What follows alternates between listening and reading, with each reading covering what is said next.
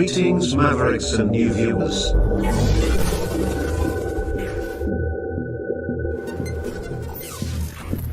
Tonight, direct and live from the Maverick News Network World Studios. This is Maverick News with Rick Walker.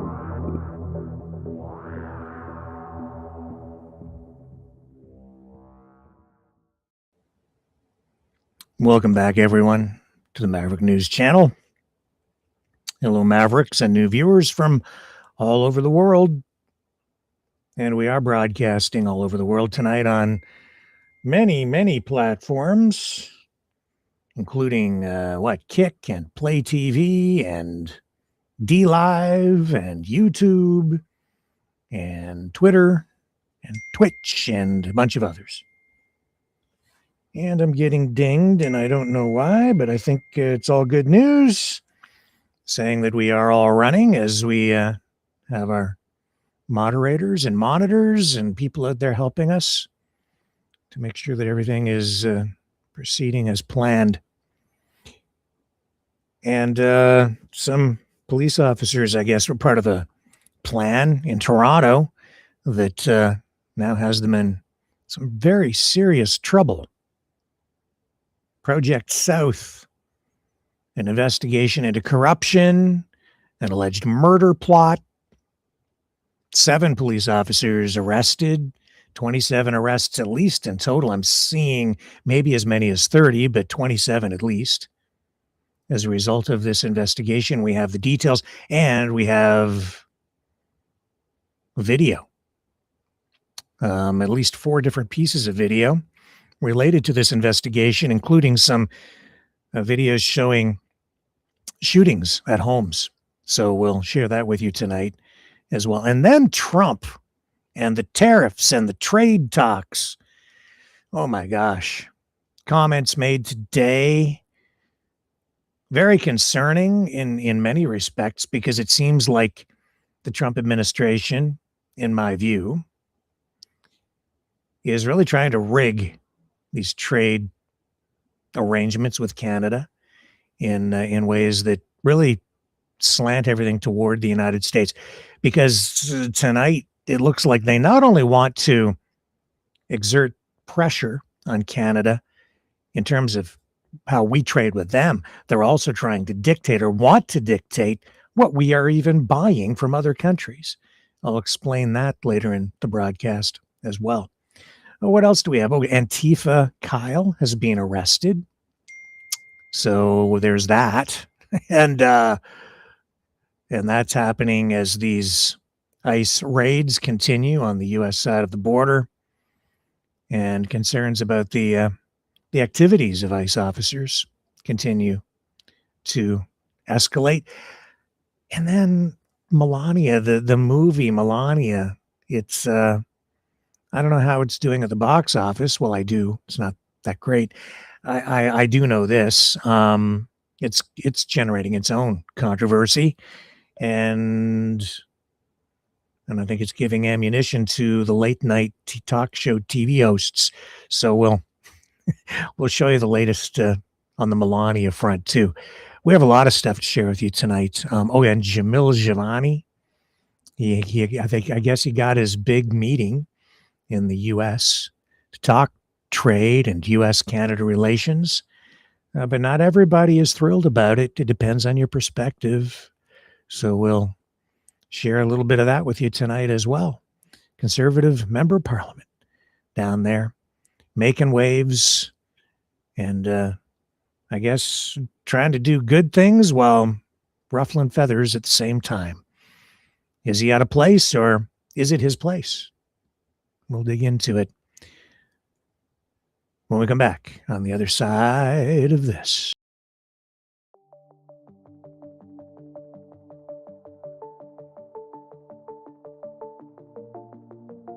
Greetings, brave Mavericks. Our quest for truth continues. We go beyond fake news. Together we expose propaganda. Together we pull others out of rabbit holes. We are maverick thinkers. We are all unique individuals, defenders of individual rights and freedoms, credible, trusted, grounded in reality. Maverick News, defending free speech, Donate at freedomreporters.com. Do it now. Tomorrow may be too late. Maverick News. The world is watching.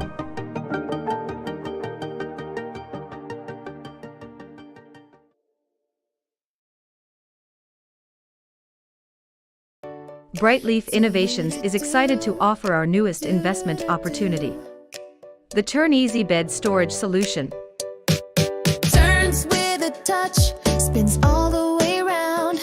Every little thing you need is easy to be found. No more clutter, no more mess on the floor. Just spin it, reach it, you don't search anymore. Turn Easy Bed, spin your world around. Storage made simple, the best you found. Shelves your way, keep the mess away. Charge it, store it, night or day.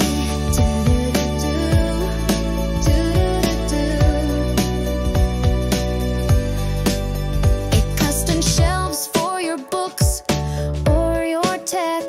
Cozy space for your treasures to protect. Built-in power when you need to recharge. Smart design that makes your bedroom feel large. Turn Easy Bed, spin your world around. Storage made simple, the best you found. Shelves your way, keep the mess away.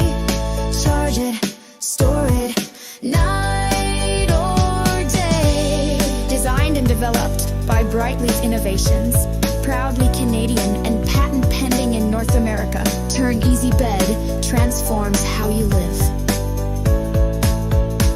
To learn more about this innovative new product idea and exciting investment opportunity, call 519-784-0222 or visit brightleafinnovations.com.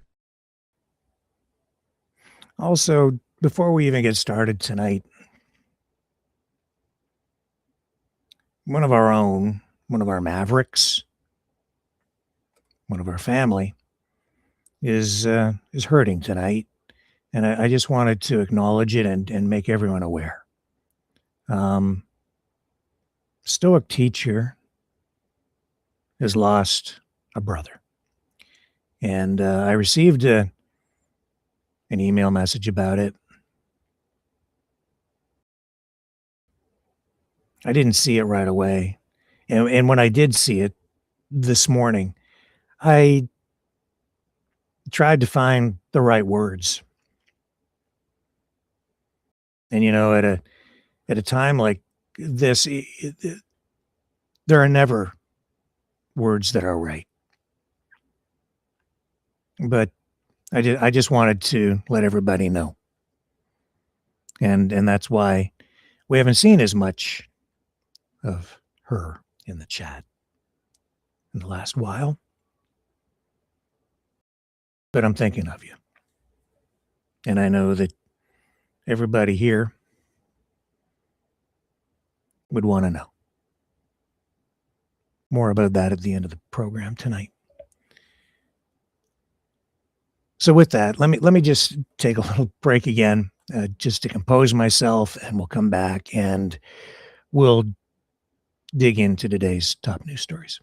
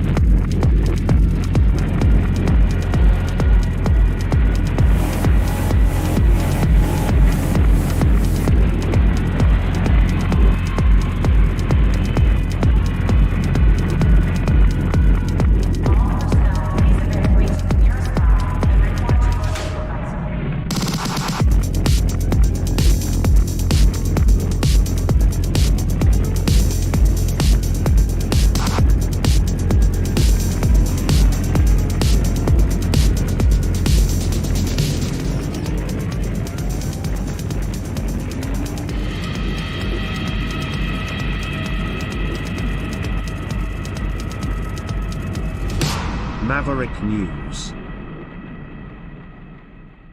The world is watching. Okay, so before we get into the international stuff, well, this will be international if you're watching from outside Canada, but here in Canada, we have a major development that is rocking law enforcement, sending shockwaves through this part of Canada, southwestern and southern Ontario, the Toronto area. It's a Toronto-focused investigation, an investigation into corruption, a murder plot. It involves police officers, at least 7 police officers arrested, including one retired officer now facing serious criminal charges in this sweeping corruption and organized crime investigation. York Regional Police, who led the probe, codenamed Project South, announced these charges today. The investigation began last June after authorities uncovered and stopped an alleged conspiracy to murder a corrections officer at his home in York Region. The Toronto officers are accused of a range of offenses, including conspiracy to commit murder, drug trafficking, breach of trust, bribery, obstruction of justice, and leaking confidential police information to organized crime figures. So in total, we have 27 people at least charged, including 19 civilians. York Regional Police Chief Jim McSween calls this a deeply disappointing and sad day for policing. He says the impact of organized crime on the community cannot be overstated, describing it as insidious and corrosive. Toronto Police Chief Myron Demkiwi, I can't pronounce his last name, I apologize, but I have a clip of him coming up, echoed that sentiment at a news conference, saying that corruption has no place in policing. I'm sorry, I'm not familiar with the chief of Toronto, but he says it strikes at the trust people place in us. And he describes this moment as painful and unsettling for Torontonians, and I think for all Canadians, frankly, and police service members alike, and promised to leave no stone unturned as this investigation progresses. Here's what he had to say earlier today. Hang on. Here we go. This is a painful and unsettling moment. It needs to be addressed openly, and it needs to be addressed honestly. The allegations against 7 Toronto police members and 1 retired member are deeply disappointing.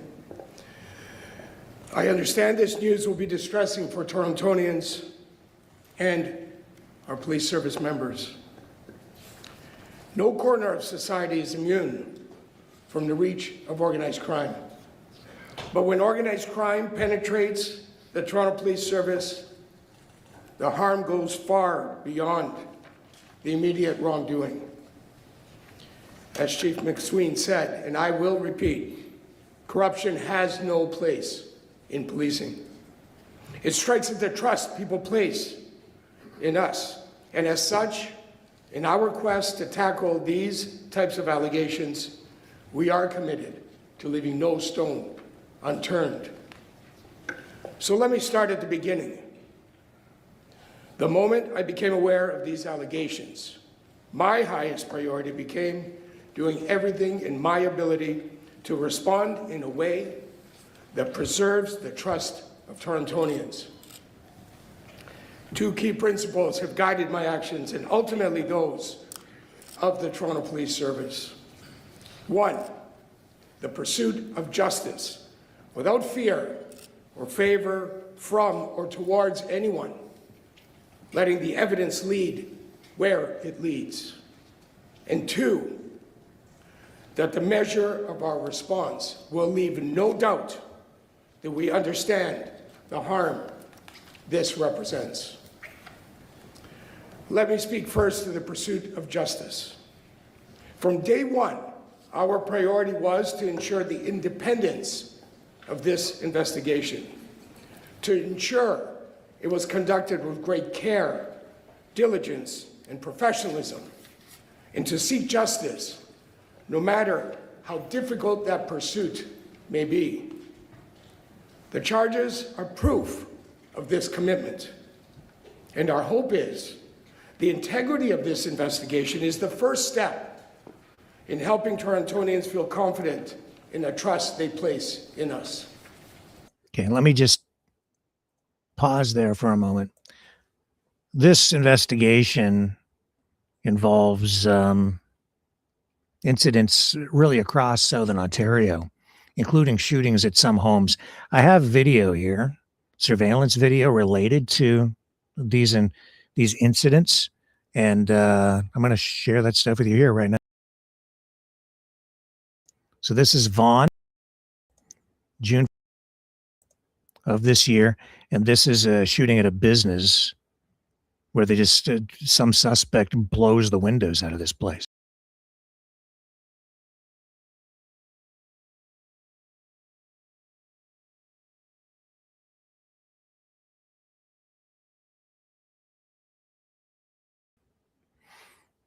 And we have this.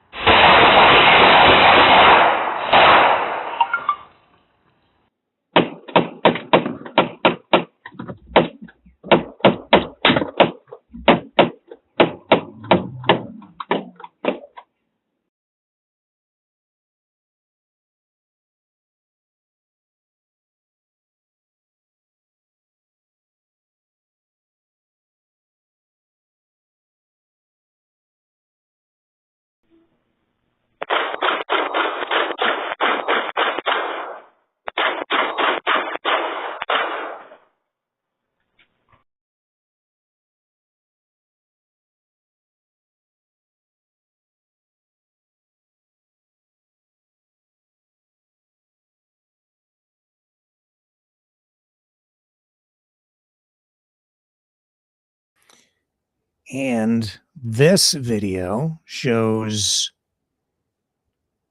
footage from a police helicopter as a suspect rams a vehicle.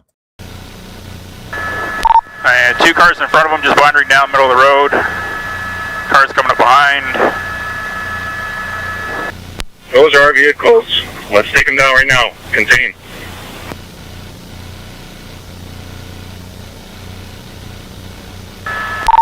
Over the grass into a car.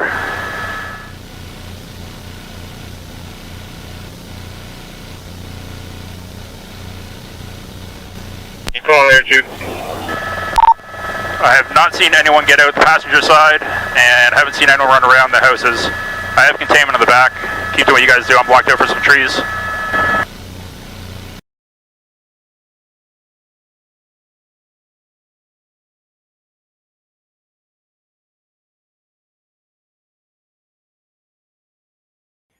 So this does seem like it's something out of a movie. I think even a police officer or someone described this as a scene out of could have been out of The Sopranos. And as stated earlier, this involves an alleged murder plot involved, with the target being allegedly a corrections officer. And this is surveillance footage from the home of the corrections officer showing a suspect.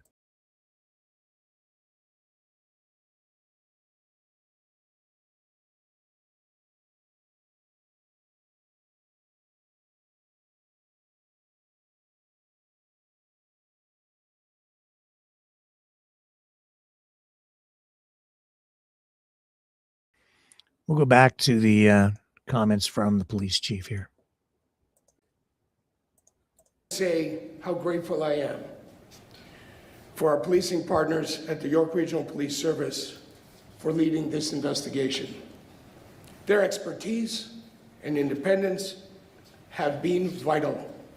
They conducted a deeply thorough and professional investigation. I thank Chief Jim McSween and Deputy Chief Ryan Hogan and their members for their exceptional work. I also want to recognize the many members of the Toronto Police Service who worked tirelessly supporting this investigation. In particular, our Professional Standards Unit, who worked hand in hand with the York Regional Police throughout this investigation. Their contribution was critical. My sincere thanks to everyone who supported this difficult but very necessary work. First, to those charged today, you will answer for your actions in a court of law. We will do everything we need to do to support the York Regional Police and the court process. And all necessary disciplinary processes will be followed. The 7 members who have been arrested have been suspended, and where appropriate, I will be seeking suspension without pay. And to our over 8,000 members, the allegations against these individuals do not represent the Toronto Police Service. They do not represent who you are. They do not represent what our organization is and stands for. These arrests are a necessary step in ensuring that those who face allegations that bring disrepute are held to account. We will not let the actions of a few define the reputation of the many. As this matter becomes public today, our priority remains the safety of our communities. I know our members will remain focused on the professional delivery of service that Torontonians rely on. Continue to take pride in who you are.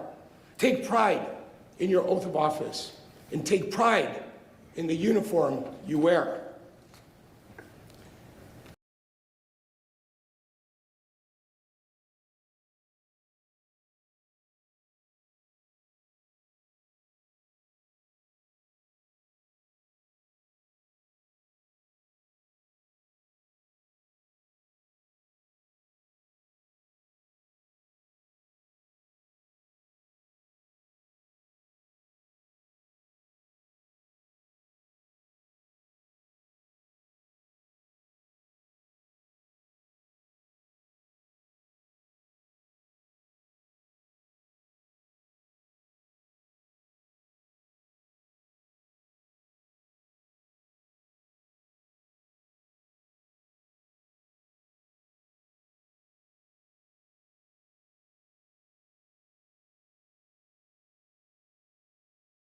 Can best be judged by how people respond in moments of great challenge.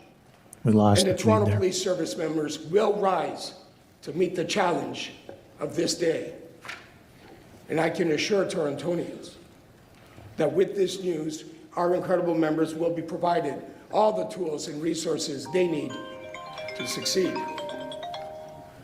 The reality remains, we have a long road ahead of us. Our top responsibility is to undertake the hard work of honest examination, to look critically at how this occurred, to identify the weaknesses, and to address them in a way that upholds the trust placed in the Toronto Police. These events underscore the need for constant vigilance and modern oversight. To that end, the chair of the Toronto Police Service Board and I have requested the Inspector General of Policing to immediately launch an independent external inspection. We have written directly to the Inspector General of Policing, Ryan Teschner, and outlined 5 priority areas I believe should be part of his review. I trust the Inspector General to determine the appropriate scope and ultimately to entrust the work to an independent authority. I can assure Torontonians, the Inspector General will have the full support of the command and the entire Toronto Police Service.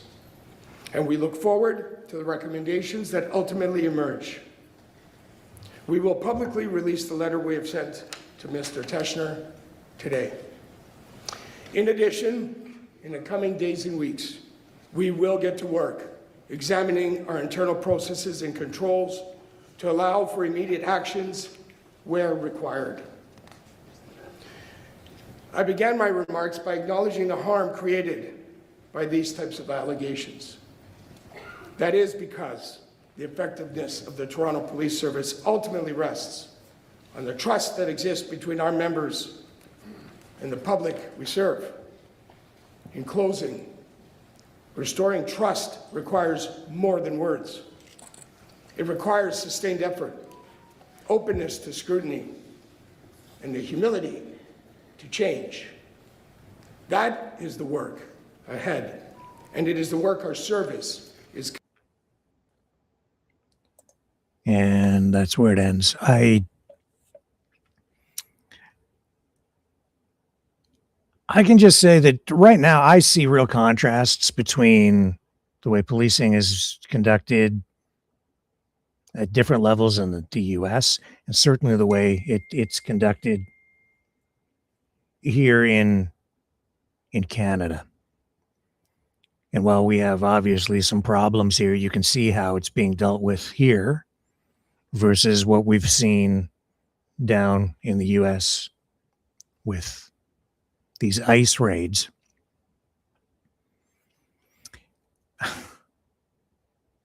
Well, tonight, on the other side of that story, the ICE story, we're seeing that Antifa Kyle Wagner has been arrested. He's accused of encouraging assaults on federal law enforcement officers. Do you remember Antifa Kyle? Let me show you.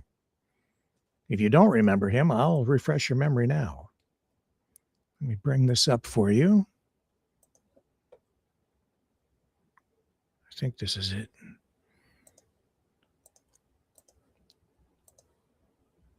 He was going viral online and prominent social media streamer anyway. Here, watch this. I'm Kyle. I'm Antifa, and everybody in my DMs and calling me and blowing me up, I love all of you. I understand that the women who see this are really scared that their husbands are going to go and not come back, and that's real, and I am very sorry, ladies, that is what is happening. But I don't understand how you're struggling to follow that they're going to keep killing us if we don't end this. And we can't end this without good men in the streets, armed and ready to protect innocent people from being gunned down by these masked murderers, these fascist occupiers. I need boots on the ground, and I need them prepared to do what needs to be done so that this does not cost more innocent lives. We do not have any more time to let this drag out. I know it sucks, but this is the Iron Front. It's an individual choice. There are no generals in this fight. Stand on your own two. Bad idea. Really, really bad idea. Don't do that. See, now he's arrested. The prosecutors allege that Antifa Kyle, or Kyle Wagner, he was arrested on a federal threat and cyber stalking charges. They're using his Instagram account as evidence. They're saying he was using it to post personal identifying information about a pro-ICE individual online, and later admitted the address belonged to the victim's parents. And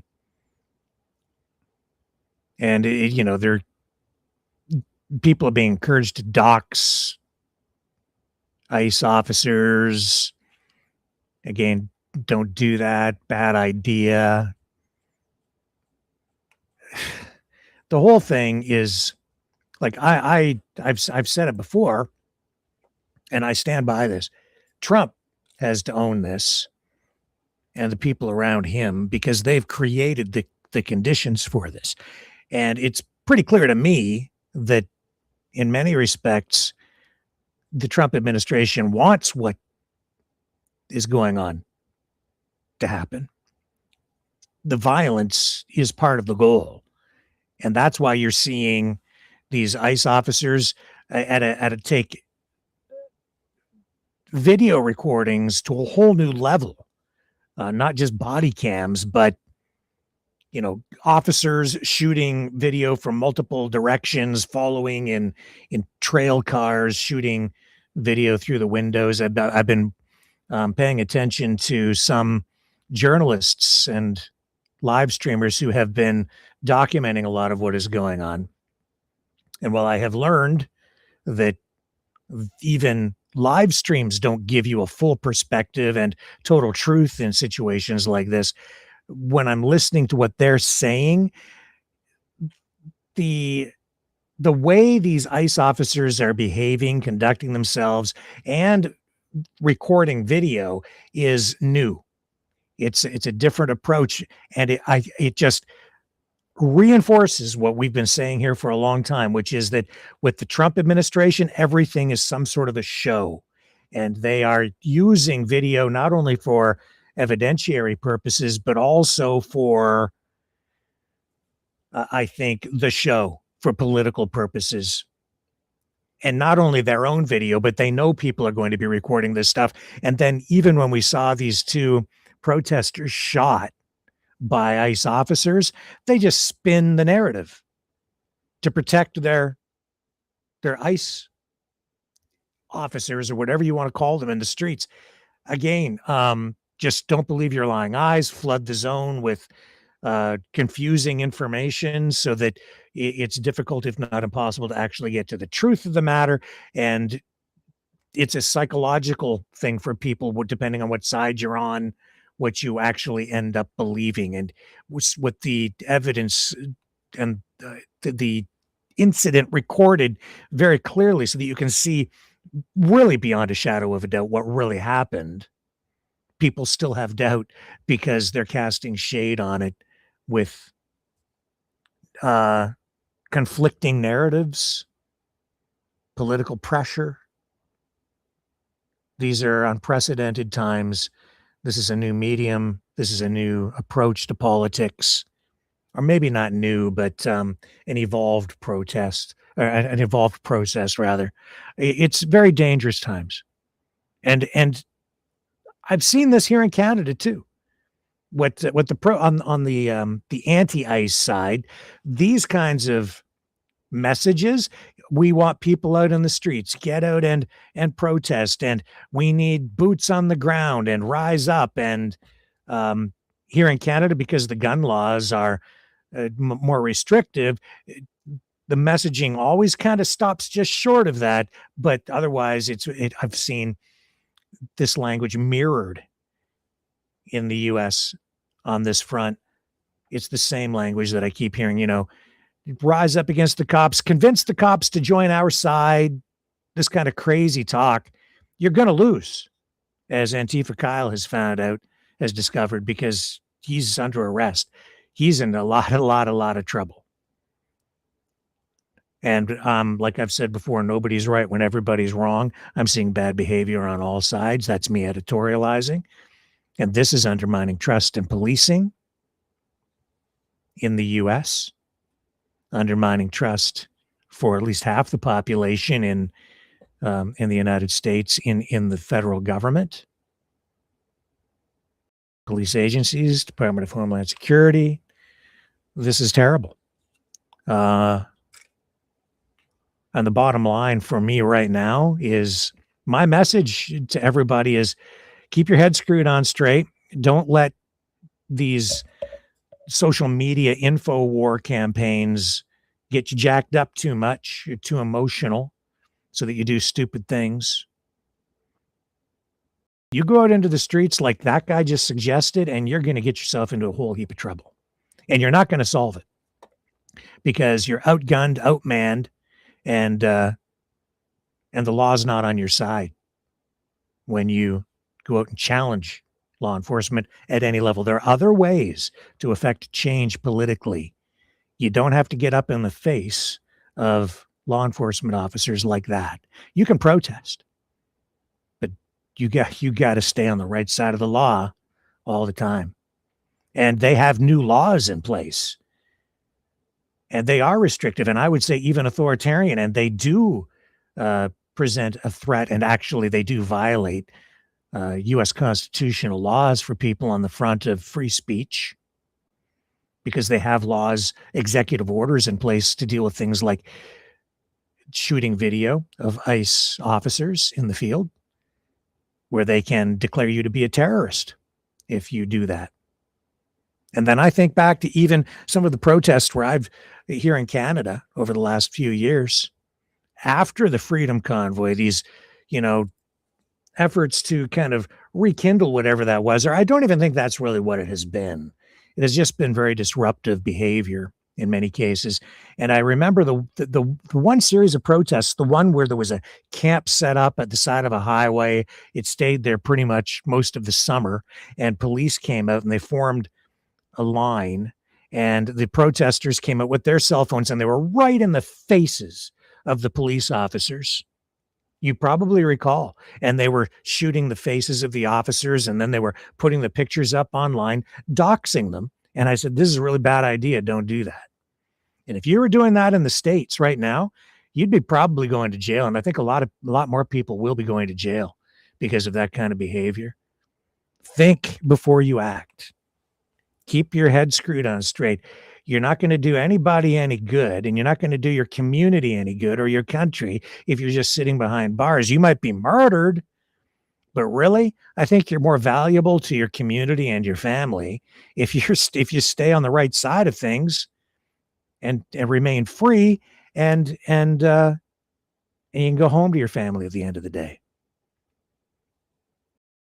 Just my opinion. Stand up for what you believe in, but don't get stupid about it. Be smart and do what's right for yourself and for your family.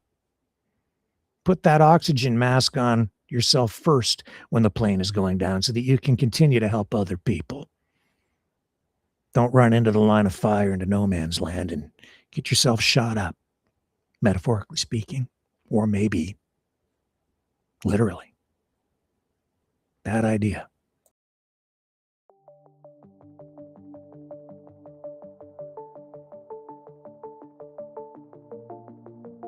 Greetings, brave mavericks. Our quest for truth continues. We go beyond fake news. Together we expose propaganda. Together we pull others out of rabbit holes. We are maverick thinkers. We are all unique individuals. Defenders of individual rights and freedoms. Credible. Trusted. Grounded in reality. Maverick News. Defending free speech. Donate at freedomreporters.com. Do it now. Tomorrow may be too late. Maverick News. The world is watching.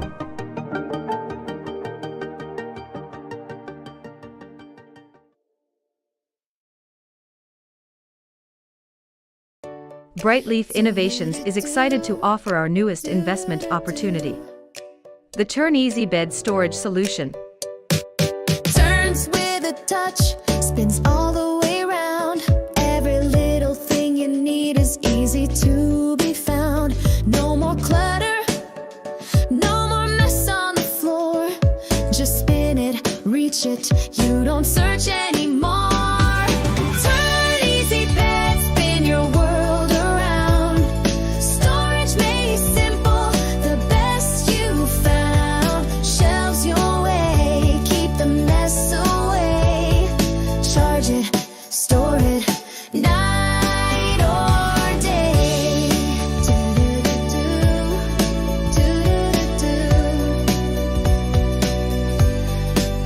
It custom shelves for your books,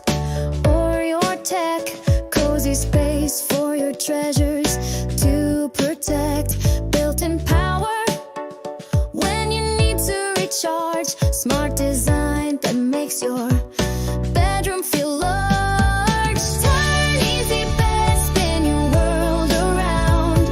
Storage made it simple, the best you found. Shelves your way, keep the mess away. Charge it, store it, night or day. Designed and developed by Brightleaf Innovations. Proudly Canadian and patent pending in North America. Turn Easy Bed transforms how you live.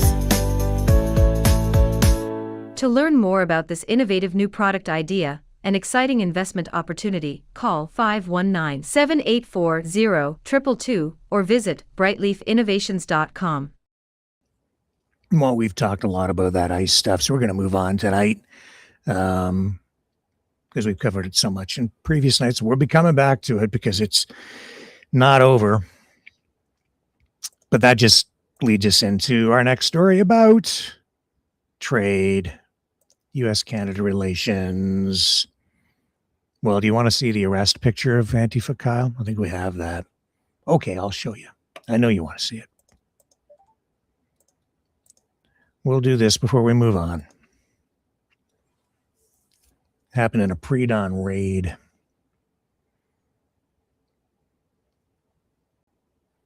Okay. Here it is. There's the shot. And of course we have the shot. Why wouldn't we have the shot? It's a show. So they made sure they took the shot and then released it. Wearing a hoodie that says, I am Antifa. Photo op. Here, I'll run this too. My name is Kyle. I'm Antifa, and there's so much rage in me that I've had to record this like 15 times trying to get the message out. They fucked up, okay? Go watch my other videos. Doesn't matter if you're not here and you're not caught up. You missed the fucking fight. But if you are, it's time to suit up. Boots on the ground. Nicollet and fucking 26th. My house is 4 blocks away. Anywhere between Franklin and Nicollet and 26th and Nicollet, show up ready to go. Okay? Not talking about peaceful protests anymore. We're not talking about having polite conversations anymore. I am talking specifically to my fucking followers. This is everything I have fucking talked about, and this is exactly what I said was gonna happen. This is exactly what I said was gonna fucking come when we didn't fucking go and march on fucking Whipple with guns. Sorry, but welcome to America 2026, where Second Amendment is the only thing that's going to keep you fucking protected from literal fucking Nazi gunmen that are killing innocent people in the street with impunity. This is not a fucking joke. There's nothing fun to chant about it. Get your fucking guns and stop these fucking people. Oh, yeah, he's going to jail. Oh. I keep telling everybody here too, be careful what you post online, be careful what you say. It's going to be used against you. Could be, if you say the wrong things. He said a lot of wrong things. Don't be a Kyle. Don't do that. Bad idea.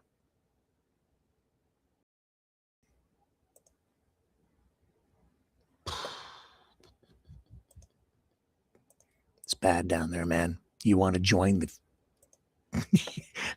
Who wants to join that? No, thank you. We've got enough problems up here, and they're not that yet. Not yet. Don't do that. Jamil Jivani went down there, conservative member of parliament. Not everybody's happy about it. Some people are ecstatic about it. Some people think he should be doing it. And other people think that maybe he should not be doing that because it's really not his place. He's not the trade critic for the conservatives in Canada, but he does apparently know J.D. Vance. So off he went to Washington to get a meeting to improve Canada-U.S. relations in the face of all the friction because of the trade talks and the Trump tariffs, whatever. So he came out of it today with a post on social media saying he has a message from Trump to Canadians. I'll run his clip. Come on, computer. Here he is, Jamil Giovanni. Hello, Canada. I'm here in Washington, D.C., where I've been having some very productive, promising, and positive conversations with the White House, with the State Department, with senators representing border states that we do a lot of business with in Canada. And I got to tell you, I'm feeling hopeful and optimistic that we can get something really good done for Canadian workers and businesses. Might take some time, but I really believe that the doors are open here. Positive conversations are possible. I have made some jokes about the United States becoming Canada's 11th province. Americans don't seem that interested. They seem happy with their country, but I am really hoping that I can bring my insights and what I've learned here back to Ottawa, share them with Prime Minister Mark Carney and Minister Dominic LeBlanc, and this can be the beginning of a truly nonpartisan approach to working with the United States. This is not a partisan issue. It's not about liberals or conservatives. This is about Canadian workers and Canadian businesses and how we can make sure our economy is growing and our economy is thriving. I will be heading home tomorrow, back to Bowmanville, Oshawa North. But before then, I will be meeting with some business leaders that I'm really looking forward to hearing from, as they are job creators that employ thousands of Canadians. And I can't wait to get back home this weekend to see my wonderful niece and nephew. God bless you. God bless Canada. Well, he also posted something that said that the message from Trump was, what was it? Trump says he loves you or something. Yeah, Trump loves you, and he'll have more to say about it, a lot more to say about it later.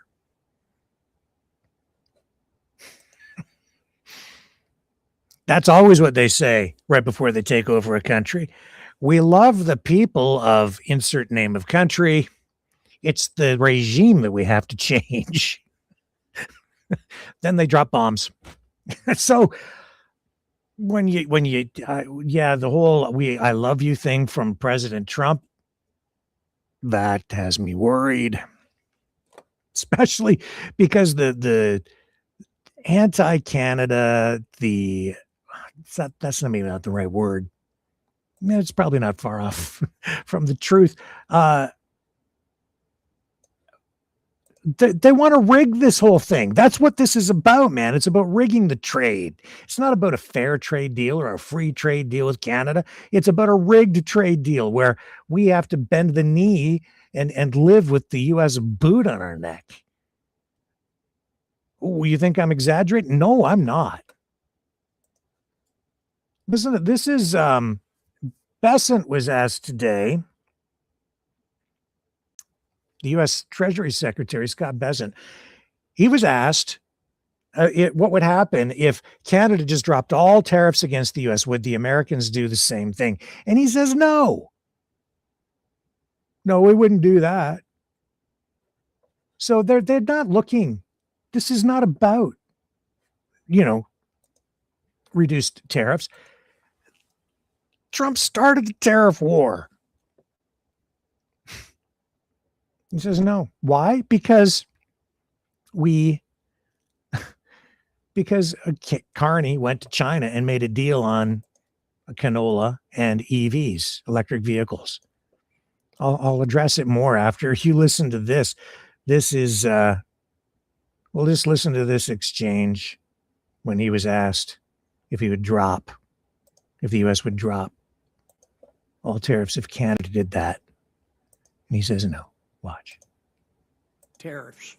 Saying I understand that tariffs Senator have John a number Kennedy. of purposes, but the foremost reason for tariffs is to try to stop other countries from taking advantage of us through either their tariffs or trade barriers.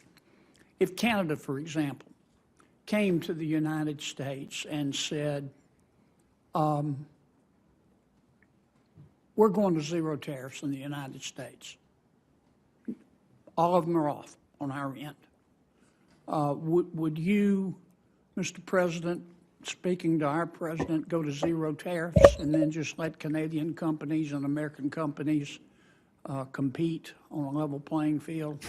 Absolutely not. As we saw last week, when 2 weeks ago, when Prime Minister Carney went to China, he lowered tariffs on Chinese EVs from 100% to 6%. U.S. has a 100% tariff on Chinese EVs. We couldn't let our northern border be used as a way for Chinese EVs to come into the U.S. Right. Okay. What a load of crap.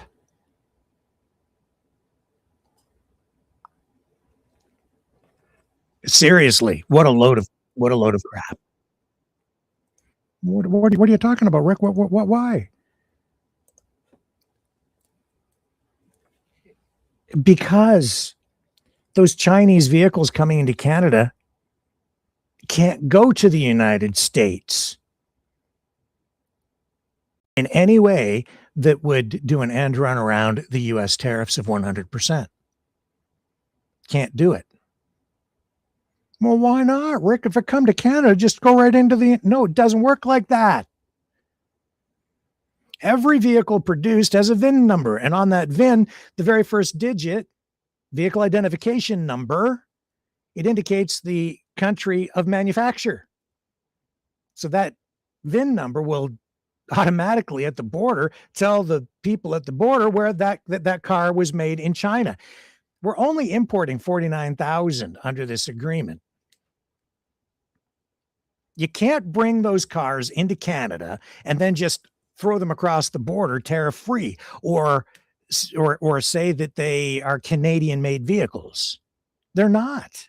And the VIN number proves it. And you can't just, it's illegal to, even under trade deals, you can't just change the VIN numbers. This is a load of crap. It's an excuse. Or he's just an idiot. Or I think he's spinning up a narrative just to add leverage and momentum to the U.S. side of the whole equation in these trade talks. He knows. He's got to know. You can't just import cars from China and then dump them into the U.S. It doesn't work that way. We sell almost 2 million vehicles a year in Canada. We're only importing 49,000. Yes, we had a 100% tariff on Chinese-built electric vehicles, which we imposed that tariff on China. And I've explained why. We did it because the U.S. had imposed a 100% tariff on Chinese-made electric vehicles. Why did they do that? Because they can't compete. They can't produce a vehicle in the United States that is cost competitive against anything coming out of China. Not even close. So they've imposed a 100% tariff. That doubles the cost of every vehicle coming that would be imported into the United States. You can get one, but it'll cost you a 100% tariff. If it's a $20,000 car, it'll cost you another $20 in a tariff in order to import it into the U.S. If you're a U.S. consumer or a dealer, and all that gets passed on to the consumer ultimately, they double the price of them because otherwise they'll never sell anything they produce in the United States because they can't compete. So Canada, with the integrated auto industry that we have with the United States, where we're pretty much solely dependent on the United States here, almost, for our auto industry, because we've always been integrated. We said, well, okay, we'll fall into line and we'll just match that and we'll just be in alignment with you because we're with you, Uncle Sam. And that's what the Canadian government did. Under pressure, I wouldn't even say pressure, but just asked to do it. So we said, okay. And we did. Because we're a great trading partner. What happened to Canada after that? The Chinese retaliated against Canada and imposed, I think it was an 85 or 86% tariff on canola, which threatened the livelihood of Western Canada canola farmers. So we paid a price for that. a serious price. We suffered. And the livelihoods of all those farmers was on the line. And then what happened? Then all the conservative streamers, the pro-MAGA people with, I don't know, I think some of them knew what they were doing. Other ones just in a knee-jerk reaction fell into line and started to criticize the government, the Canadian government, saying, look how incompetent they are. Look what they did with China. Look, we getting the crap beat out of us by China because, Trudeau, Carney, Liberals, government, Canada sucks. China's beating us up, and the governments it happened because of what the United States wanted. We're trying to stay in alignment with them. And we ended up paying the price, or farmers out west. Now Trump comes along, imposes these tariffs because he doesn't care. He's whacking us in the head with a stick. So we're doing the only thing that we can do. If you want a sovereign country, you diversify your trade. And we went to China, or Carney did, and he said, okay, well, this isn't working out so well. How about we drop that 100% tariff on your EVs, and we'll allow a limited number of vehicles into our country for Canadian consumption, 49,000. If you reduce the tariff on canola, which they've done. I think it's down. Don't quote me. I think it's around 15% now or something from 85, which now makes Canadian canola price competitive again, so we can export the stuff to China. So we save the canola farmers by allowing a limited number of affordable Chinese electric vehicles to come into Canada with a 6% tariff, not a 100% tariff, a 6% tariff. And now you as a consumer will be able to go to new dealerships, which will open up here in Canada to support the Chinese imports, creating new jobs, new construction jobs, new sales jobs. And you'll be able to buy a high quality, affordable electric vehicle somewhere for around, probably starting price around $22,000 Canadian, with a range probably in about 400 kilometers. You don't want an electric vehicle, buy a gas one. Like, it's about consumer choice. And today, Mark Carney announcing that they're doing away with the EV mandate, but they are bringing back purchase incentives, rebates for people who buy electric vehicles. And I understand the approach there too. It's because we as a society, a community, a country, we've invested billions and billions and billions of dollars, which I was never a big fan of because I said way too risky, but we've done it now. So we have all this money invested into the retooling of automotive assembly facilities. We're building and still in the process of constructing brand new facilities for electric vehicle battery manufacturing facilities here with companies like Volkswagen, for instance. And it's a little late to be like doing a 180 and turning back now, because I said, if we don't make those plants pay off, we are as a country in a heap of trouble, because we're just going to have to pay the bill on that with no payback on the investment. We need to get productivity and investment, a return on that investment coming back into our economy. I was against giving the money to the auto companies to do it to begin with, but now that it's done, we should not be just like pulling the plug on that. You got to find some way to make it pay. So Carney is saying, in a pragmatic way, well, we got to do something. So Doug Ford has been saying, get rid of the EV mandate, which he did today. And he brings back the incentives to purchase some of these vehicles, which hopefully are Canadian built, or at least stimulates the industry enough that we're getting some sort of production and productive return from our investment on that front. So now we're kind of, between a rock and a hard place as Trump tries to put the brakes on the EVs, push the accelerator on returning to production of gasoline-powered vehicles, but it takes years to put these things into motion and do what we're doing with these automotive plants. And you know why he wants to make sure that we keep on driving gasoline-powered vehicles? It's to drive demand for oil. And the reason he wants that is because the U.S. dollar is supported. It's propped up by the price of oil globally. So, and the U.S. benefits from an oil-based world economy. So that he doesn't want to pivot away from that. That's for fiscal, economic, monetary, and even corrupt reasons, frankly. And so we're just doing pragmatic things, trying to do what we want to do. But the thing that I find really rich, again, I've been using that word of late, is that this just illustrates my point. This that I've been making over and over again. This is not just about the economy or trade. This is an assault on Canadian sovereignty. And he just laid it out indirectly. He just proved it. They don't care about a fair trade deal.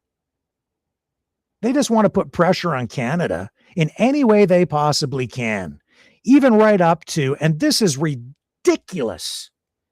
What he just said there is absolutely freaking ridiculous. They want to dictate to us, not just what we can produce here. They want to take our auto plants, as stated by Trump. They want to take those away from us, bring all the production to the United States, leave Ontario with nothing.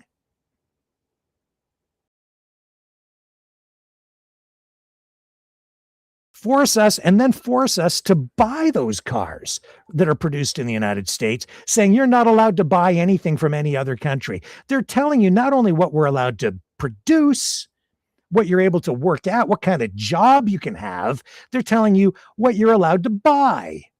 It's like you go to the store and they want to control you. Oh, you can't buy that car from Japan. No Nissans allowed. You must buy a Ford. And it has to be built in Detroit. And if you don't, well, then what? What if we do?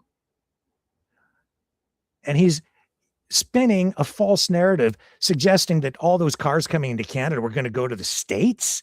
Not one of those cars was going to go to the States. Not one of those cars will go to the States. Not at the price that it's imported into Canada at. If it crosses the border, it'll be still subject, even if it crosses into the States at, say, Windsor, Detroit, it will still be subject to a 100% tariff because it will be clearly a product that was manufactured in China. You can sit there and say, well, yeah, but it opens the door to Chinese control and more Chinese investment. Well, so frickin' what? We have the right as a sovereign nation to choose who we do business with. And if you don't want a Chinese built car or a car that was manufactured under a Chinese nameplate, you don't have to buy it. That's the free market. That's freedom. These guys down there, they're not free market traders. They are not conservatives. They are authoritarians. They are the opposite of free. They're not free market traders. They're nothing to, you just take that whole word freedom right out of there. They are the opposite of all of it. They're dictators. They're not even,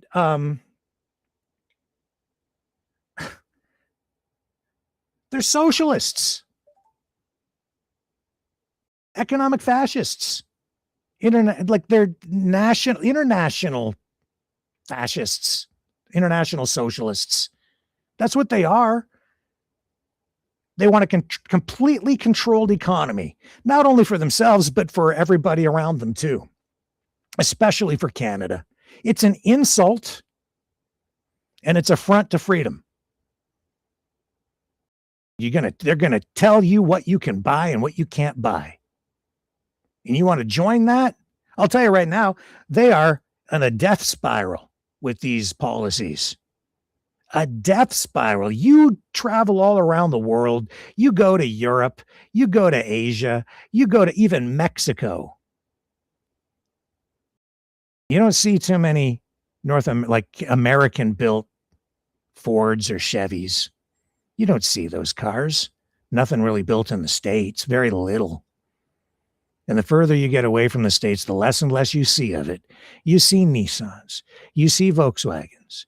You see BYD now all over the place, all over the globe. Chinese cars mixed with all those other brands. And if you travel at all, and I've traveled a little bit, not extensively because I'm not rich, but, over the years, you just don't see Fords and Chevys. And you sure as hell don't see Chryslers, which is a faint shadow of what that company used to be. But Trump has so many people still living in the past, believing that it's still the big three and big American muscle and big American car companies, and he's bringing it all back. Those companies aren't even American anymore. They're all multinationals. I've told you, General Motors, their biggest market for expansion has been China, and they're building cars over there. That's because the Chinese government requires them to build a certain number over there if they want to sell into that market. And that's the same thing Canada has been doing too. But we've been a net importer of vehicles, and we consume more vehicles than we produce by far. And as I pointed out, even yesterday, Canada accounts for nearly a third, about 30% of all the cars produced in the United States for export come to Canada. And then the rest, the other 70% or thereabouts, it's all split up by all these other countries, and there's little tiny slivers all the way around for the rest of the globe. We make up by far the biggest market for U.S. exports on automobiles. But I'll tell you, if we choose to not buy those, we shouldn't have to buy those. If you as a consumer don't want to buy a Ford or a Chevy and you want to buy a car from China, you should be, in my opinion, you should be free to do that if it suits you and it's better for you and your family. And we should have policies in place to try to protect our industry, of course. But we shouldn't have to bend the knee to an authoritarian government that is hell-bent on, a centrally planned economy that goes beyond central planning in the communistic or socialistic sense, that goes and is now going to complete control right within the White House in every respect through the use of these tariffs. It's wrong. And we, in my view, really need to resist this. Now is the time. And it would be an absolute mistake to bend the knee for Canada and continue to, in my opinion, at this point, to continue to have our industries, our country, so deeply dependent on the United States when we have now seen that we can no longer depend on the U.S. to be a reliable trading partner. When we're seeing that they're quite willing to abuse us in order to use us to prop up their economy because they can't compete with other countries. So they're saying, well, you're not allowed then to participate with the rest of the world. You're not allowed. You have to be with us. It's like a bad marriage where you're not allowed to leave. I don't want to separate Canada, but I'll tell you this. If they're going to beat the crap out of us and abuse us, I'm not into getting a black eye or having somebody punch me in the face. So I choose not to get punched in the face. And if that means decoupling from the United States and pivoting and diversifying and changing what we're doing, then fine, we'll do that. I'm saying, let's do it. Because if we don't, we're just in for a heap of pain later because those guys are going down if this stuff continues. Nobody's going to buy their frickin' cars. They're going to be producing cars for themselves. They're not going to be able to sell any of those things around the world because they will not be price competitive, period. And as they contract, their dollar is going to tank, and they have so much debt, it will be unsustainable. They are doomed. This is a recipe for economic disaster, and we need to pivot right now. The longer we wait, the more pain there's going to be. And hopefully America wakes up. Hopefully Trump wakes up and gets some people who make a little bit more sense and have a little bit more savvy when it comes to economics and begin to advise him, and they get away from this. This is a disaster. And they can spin the narrative. They can make up all the numbers they want. He can sit there and fake it, but he ain't going to make it, because this is a big lie. And we should not be afraid. The thing we need to fear is just hitching our wagon to that, because it's going in the wrong direction. And I know that there's all this, China phobia out there. But they are like any other country, like including the United States. They do represent something of a threat to us in terms of national security. Every country does. Russia, China, the United States, you name it. Pick any country. They have their own self-interests in mind. But it doesn't mean we shouldn't be looking out for our self-interests by still engaging in trade with all these other countries around the world. It's a great big world out there. There's a lot of people and a big market. And what I just heard there from Besant, that was bunk. That's a lie. None of those cars were going to go to the States. Not one. Not a single one of those 49,000. And that's just a small fraction of all the vehicles sold in this country, in Canada. He knows it. Well, we can't. We wouldn't reduce. We wouldn't take the tariffs off because they're doing business with China. Screw you, you hypocrite. And I mean that. Just absolute hypocrisy. What about the chips? Oh yeah, those computer chips that Trump approved for sale to China. You want to talk about a national security threat? He just sold out the United States for a profit earlier this year. Well, actually last year. Because last year, Trump made this dramatic U-turn on one of the most sensitive issues in the U.S.-China tech war, advanced computer chips used for artificial intelligence. For years, the U.S. had tightly restricted sales of the most powerful AI chips, especially NVIDIA's top GPUs, to China, arguing they could supercharge Beijing's military surveillance, the whole Chinese AI ambition. And the goal was clear: keep America, far ahead in the race for AI dominance, when clearly the United States is struggling. It's a neck and neck race between China and the United States. And then last summer, everything changed. First, the Trump administration, they quietly approved sales of NVIDIA's H20 and AMD's I think it's the 301 chips. Don't quote me on the number, but they're high-end models, and they're specifically built for the Chinese market. But here's where it kind of got controversial. Trump announced that U.S. companies would have to pay the U.S. government 15% of all revenue earned from those China sales. And then later, for even more advanced H200 chips, the government cut rose to 25%. Again, this is all government control. It's about flow money to the government. The government getting involved in industry and controlling companies. This is all about a controlled economy.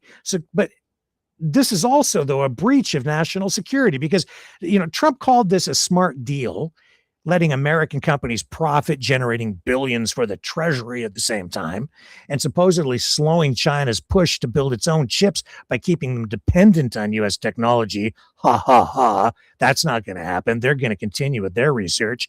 And And that's why critics exploded.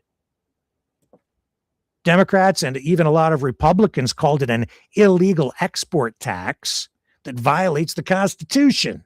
National security experts warned that the chips, still among the world's very best, could accelerate China's breakthroughs, which it will, in military, artificial intelligence, autonomous weapons, and cyber capabilities. And tech leaders compared it to handing nuclear technology to an adversary. But we're not allowed to import 49,000 Chinese cars? That's what he did. What did we do? We were like, well, you're beating the crap out of this, and their economy is not going to work, and you're destroying our industry. You don't want to trade with us, and we not allowed to produce anything here. So I guess the whole auto pact thing is, from the past, and NAFTA and Kuzma. And, well, we'll just do what we have to do around the world then to try and survive. No, you're not allowed to survive. Not allowed to trade with anybody but us because it's a national security issue. You can't be doing business with China while he does business with China, and on the highest level in ways that jeopardize U.S. national security. Why? Well, there's $1 to be made. So by early this year, the policy came into full swing. NVIDIA and AMD were shipping again. Licenses were being issued. U.S. government was collecting a direct percentage of every sale to China. Trump is defending this on social media, saying it keeps U.S. firms dominant and brings in revenue to tackle the national debt. But I'm seeing AI firms, AI companies out of China, leapfrogging over these American tech companies. Bipartisan lawmakers pushing bills to block or limit future sales. Think tanks warn this move could be remembered eventually as a historic strategic blunder. Yeah, probably. So I've said before, I think a lot of what Trump does actually benefits China, and I wonder sometimes if that might not actually be intentional. I don't think he is as afraid of China as he lets on, frankly. He's opposite man. Everything's upside down with this guy. And when you think that he's doing this over here, he's actually doing that over there. The opposite of what you think he's doing. Like lockdowns, mandates. I could go on. A lot of China hawks who once supported Trump now accuse him and his administration, Trump, of putting short-term profit over long-term American security. Yeah. So in just months, one of the toughest U.S. tech controls against China was turned into a revenue-sharing agreement. So I don't know, brilliant business move or big gaffe? History will decide, I guess. We'll find out. But how dare these authoritarians in the White House dictate to us and tell Canada we're not allowed to buy a few Chinese-made vehicles in order to save the canola farmers because we were supporting them to begin with and we were paying a price for supporting the United States again. Just like when we arrested the Huawei executive and then we ended up with the two Michaels being arrested in retaliation for that. We support the United States. We take it on the chin for them. And then how do we get repaid? We get beaten over the head with a great big Louisville slugger. And told, well, we want more. You guys don't get to decide what you do. You do as we say. You must buy these vehicles, and we're going to produce them in the United States, and you're going to buy them. You're not allowed to buy anything else. It's a national security issue. Oh, suck it. Like, seriously. Jamil Giovanni, good luck, man. Like, I hope that what you do pays dividends. I seriously doubt it, and I don't believe that Trump actually loves us Kanakistanians. And I say that jokingly, but tonight when I say that what we're dealing with down there is Magistan, I kind of mean it.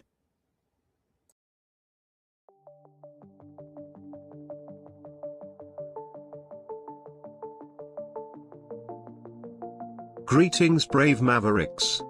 Our quest for truth continues. We go beyond fake news. Together we expose propaganda. Together we pull others out of rabbit holes. We are maverick thinkers. We are all unique individuals, defenders of individual rights and freedoms, credible, trusted, grounded in reality. Maverick News, Maverick News. Defending free speech, free speech. Donate at freedomreporters.com. Do it now. Tomorrow may be too late. Maverick News. The world is watching.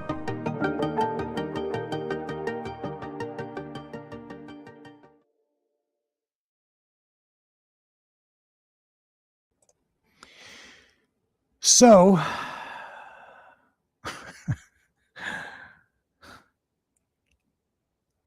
it is the strangest of times, isn't it?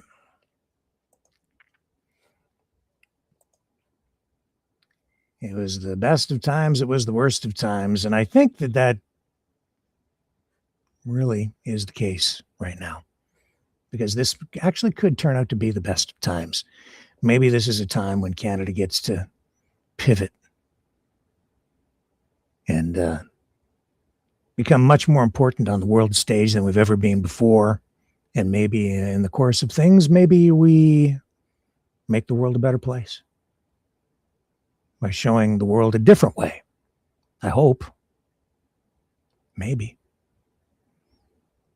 We can keep working, dreaming. Before we leave you tonight, a couple of things. First, Melania.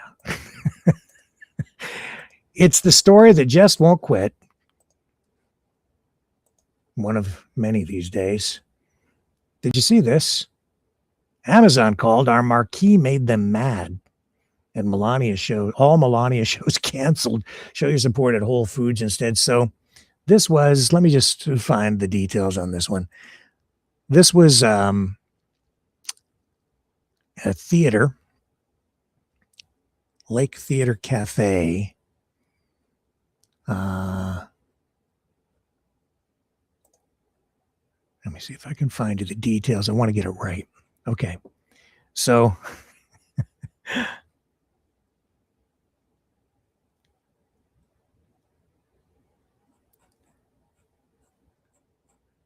yeah.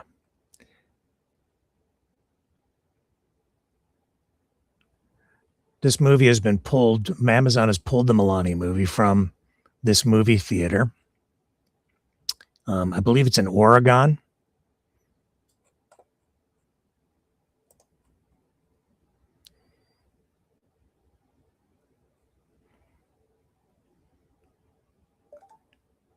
The Lake Theater and Cafe in Lake Oswego. That's right.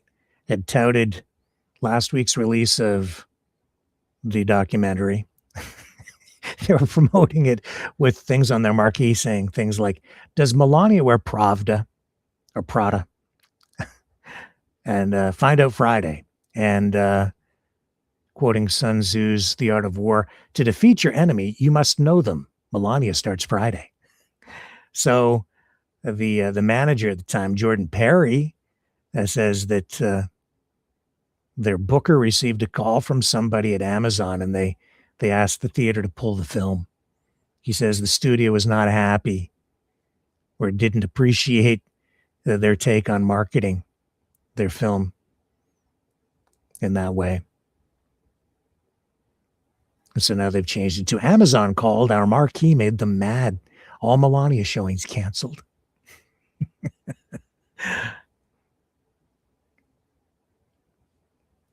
And then I guess they also put up there, this was followed by join Amazon Prime for free 2-day shipping. Funny. What a terrible, terrible situation. I don't feel that sorry for Melania. Maybe a little bit. Still haven't seen the movie. I guess I'm going to have to watch it now so we can do a full review. I don't know as if it's playing locally or not. I haven't checked. We shall see. Now, tonight, again, Stowe teacher lost a brother. And, yeah, I did struggle to find the words. Took me a long time to just figure out what to say in my email response, and thought about it all day. I lost a brother, so I understand the pain. As I said, the freshest wounds cut the deepest. Scars that come from that, I know, numb the pain, but only because the scars blend that pain with memories of all kinds, including the good ones.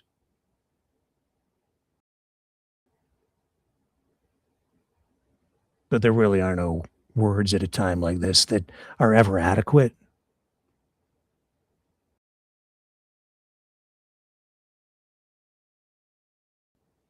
So tonight, this is for you. Because it's a reminder that everything that is always was. Everything that was always will be. And as much as I talk about individuality, I know that in the end,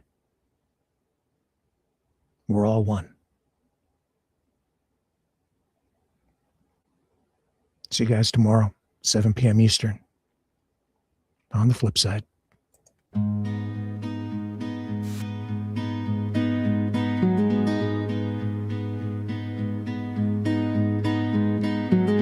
I walk this ground, I breathe this air, felt the sun burn gold into my hair. Laugh too loud, cry too deep, carry love and buried grief. Every heartbeat wrote my name in water, fire, dust and flame. Ashes to ashes, dust to dust. The body falls, but the soul won't rust. Everything that is always was. Everything that was always will be. I am not gone, I am just moving on. Scattered like seeds on an endless sea. I'm still me in God's matrix of infinity. There is nothing, nothing but possibilities.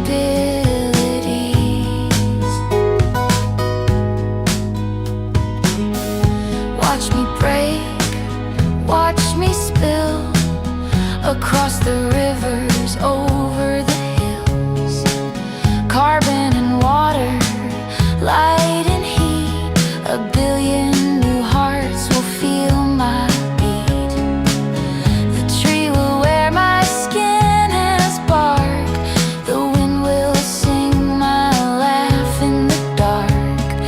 Ashes to ashes, dust to dust. I'm not ending, darling, I'm turning into us. Everything that is always was. Everything that was always will be. I am not gone, I am just moving on.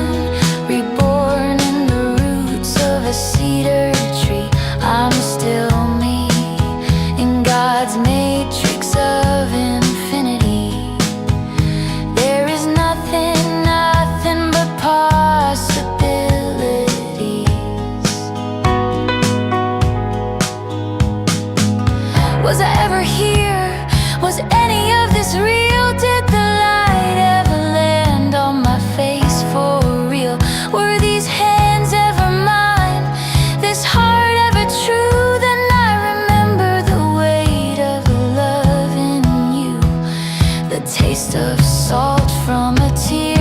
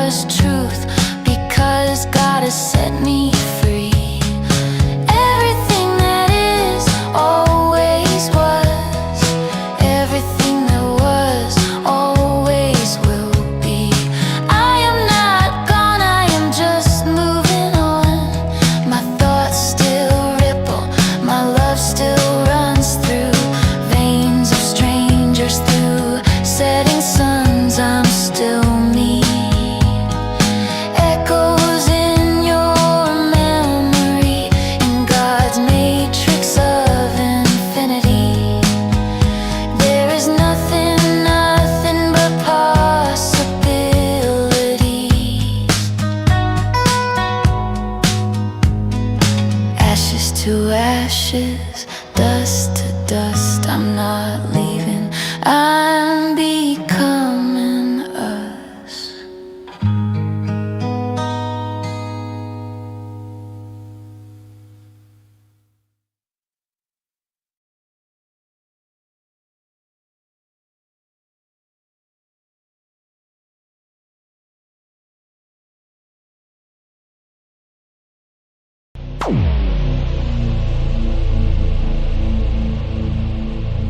This has been a Maverick Multimedia production.